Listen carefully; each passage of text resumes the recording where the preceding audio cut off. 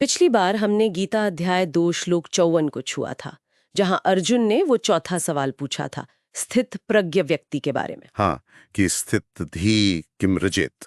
बिल्कुल, मतलब जिसकी बुद्धि एकदम स्थिर है वो इंसान चलता कैसे है, उसका व्यवहार कैसा होता है दुनिया में। जी। तो आज इसी सवाल को थोड़ा और खोलते हैं। भगवान कृष्ण इसका जवाब अध्याय 2 के श्लोक 64 से 66 में देते हैं। हाँ बिल्कुल, तो आज की हमारी बातचीत इन्हीं श्लोकों पर रहेगी। जी तो सबसे पहले श्लोक सुन लेते हैं। जरूर। श्लोक 64। रागद्वेष व युक्तैस्तु विषयानि इंद्रियैश्चरन् आत्मवश्य विधेयात्मा प्रसादम अधिगच्छति। श्लोक 65। प्रसादे सर्व दुःखानां हानिर अस्योपजायते प्रसन्न चेतसो ह्याशु बुद्धि पर्यवतिष्ठते। और श्लोक 66। नास्ति बुद्धिर्युक्तस्य न च युक्तस्य भावना न च भावयतः शांतिर अशांतस्य कुतः सुखम। अब इनका अर्थ भी समझ लेते हैं संक्षेप में। जी। श्लोक 64 का अर्थ है, पर जिसका मन अपने वश में है वो साधक राग द्वेष से रहित अपनी काबू में की हुई इंद्रियों से विषयों को भोगता हुआ भी मन की प्रसन्नता मतलब प्रसाद पाता है। श्लोक 65 कहता है, मन की ये प्रसन्नता यानी प्रसाद मिलने पर उसके सारे दुख खत्म हो जाते हैं और ऐसे शांत मन वाले की बुद्धि जल्दी ही परमात्मा में स्थिर हो जाती है। और श्लोक 66 का अर्थ है, जिसका मन और इंद्रियां वश में नहीं हैं, उसमें निश्चयात्मका बुद्धि नहीं होती, उसमें भावना यानी ईश्वर में निष्ठा या आत्मचिंतन भी नहीं होती। और बिना भावना के शांति नहीं और बिना शांति के सुख कहाँ। समझ गई। तो यहाँ चलना मतलब ब्रजेत, ये कोई फिजिकल वॉकिंग नहीं है। नहीं, ये दुनिया में आचरण व्यवहार की बात है। बिल्कुल व्यवहार की बात है। तो श्लोक 64 कह रहा है कि स्थितप्रज्ञ व्यक्ति भी इंद्रियों से विषयों का अनुभव तो करता है जैसे हम सब करते हैं, पर बिना राग यानी अटैचमेंट और द्वेष यानी नफरत के। बिल्कुल सही। यही सबसे महत्वपूर्ण बात है। देखिए, वो इंद्रियों से विषयों का सेवन मतलब अनुभव तो करता है, लेकिन कैसे? राग और द्वेष से मुक्त। हाँ। राग द्वेष वियुक्तई। और ये होता कैसे है? इंद्रियों को अपने वश में रखकर, आत्मवश्यई।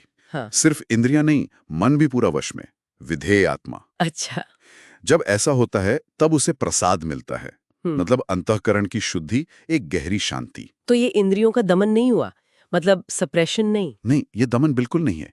ये स्वामित्व है, मास्टरी है। जरूरत के हिसाब से इस्तेमाल करना, पर उनके अधीन न होना। और इसमें आत्मज्ञान बहुत मदद करता है। आत्मज्ञान कैसे? जब ये समझ आता है कि हम सिर्फ ये शरीर और मन नहीं है, बल्कि इनसे परे हैं, तो फिर इन छोटी मोटी पसंद नापसंद राग द्वेष से ऊपर उठना आसान हो जाता है। अच्छा। और ये जो प्रसाद है, ये तो बहुत ही शक्तिशाली लग रहा है। श्लोक 65 कहता है कि इससे सारे दुख खत्म हो जाते हैं। सच में? हाँ, क्योंकि प्रसाद का मतलब ही है मन का शांत और निर्मल हो जाना। जब मन में राग द्वेष की उथल पुथल नहीं है, तो दुख का जो मूल कारण है वो हट जाता है। और ऐसे शांत चित्त वाले प्रसन्न चेतसः की बुद्धि है, फिर बाहरी चीजों में भटकती नहीं। वो जल्दी ही आशु परमात्मा में, या कहें अपने असली स्वरूप में स्थिर पर्यमतिष्ठिते हो जाती है। सही। अब आता है श्लोक 66 जो इसका ठीक उल्टा बताता है। यहाँ बात और भी साफ हो जाती है कि अगर कोई आत्म संयमी नहीं है, मतलब अयुक्त है, तो क्या होता है? हाँ, कृष्ण यहाँ जिसे कहते हैं नेगेटिव इन्फरेंस या व्यतिरेक, उसका इस्तेमाल करते हैं। मतलब उल्टी बात कहकर सही बात समझाते हैं। अच्छा। वो कहते हैं कि जिसका मन और इंद्रियां वश में नहीं, अयुक्तस्य, उसमें निश्चय करने वाली बुद्धि नास्ति बुद्धि नहीं होती, वो हमेशा कंफ्यूज्ड रहता है। सही। और जब बुद्धि ही स्थिर नहीं, तो उसमें सच्ची भावना ईश्वर या आत्मा के प्रति जो एक निष्ठा होती है, वो न भावना नहीं जगती।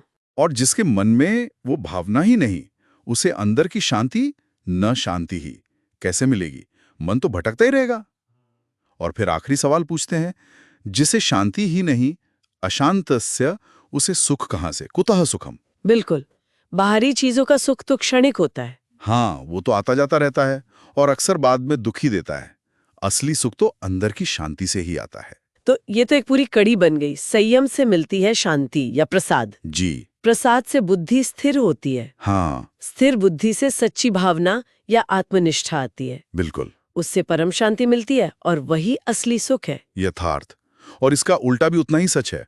असंयम से अशांति, दुख, एक सीधी सी चेन है। ये तो आज के जीवन के लिए बहुत ही प्रासंगिक है। हाँ। हम सब लगातार बाहरी उत्तेजनाओं से घिरे रहते हैं। हाँ, बिल्कुल। ये समझना जरूरी है कि असली कंट्रोल बाहर नहीं, अंदर है। तो फिर स्थितप्रज्ञ का चलना या व्यवहार ये हुआ कि वो दुनिया में सारे काम करता है पर अंदर से एकदम शांत, स्थिर और स्वतंत्र रहता है। सही कहा। वो कर्म करते हुए भी कर्म के बंधन में नहीं पड़ता, आंतरिक संतुलन बनाए रखता है। कर्म छोड़ना नहीं, बल्कि कर्म करते हुए मन पर मालिकी रखना। बिल्कुल। ज्ञानी का आचरण इसी आंतरिक समता से पहचाना जाता है। वो दुनिया में है पर दुनिया उसके मन में नहीं है। बहुत खूब। तो श्रोताओं के लिए एक विचार छोड़ जाते हैं इस बार। हाँ, जरूर। अगर सच्चा सुख अपने अंदर के नियंत्रण और शांति से आता है, तो आज अपनी रोजमर्रा की जिंदगी में किसी एक खास पसंद या नापसंद को लेकर थोड़ा सा वैराग्य, थोड़ी अनासक्ति साधने का कौन सा छोटा कदम उठाया जा सकता है? ये सोचने वाली बात है। तो अगर आपको ये बातचीत ज्ञान बढ़ाने वाली लगी, तो हमारे चैनल को लाइक, फॉलो और कमेंट जरूर करें। जी, इससे हमें भी प्रोत्साहन मिलता है। और आपको आगे आने वाले विश्लेषणों की जानकारी भी मिलती रहेगी। अगली बार फिर मिलेंगे। नमस्कार। नमस्कार।